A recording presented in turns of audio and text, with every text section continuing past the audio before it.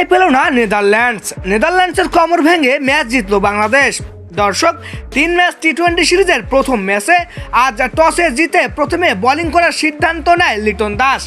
বল হাতে তাসকিন আহমেদের দারুণ বোলিংয়ে প্রতিপক্ষকে অল্প রানে আটকে দেয় বাংলাদেশ। এরপর লিটন দাসের ঝড়ো ব্যাটিং আর সাইফ হাসানের অলরাউন্ডার নৈপুণ্যে সহজ জয় তুলে নিয়েছে বাংলাদেশ। সিরিজের প্রথম টি-20তে নেদারল্যান্ডসকে 8 উইকেটে হারিয়েছে স্বাগতিকরা। 4 উইকেট নিয়ে ম্যাচ সেরা হয়েছেন তাসকিন আহমেদ। 136 রানের টার্গেট তাড়া করতে নেমে লিটন দাসের ব্যাট থেকে আসে 54 রান। তার ইনিংসের পাশাপাশি সাইফ হাসান 19 বলে 3 ছক্কায় খেলেন দ্রুত গতির 36 রানের ক্যামিও ব্যাটিং।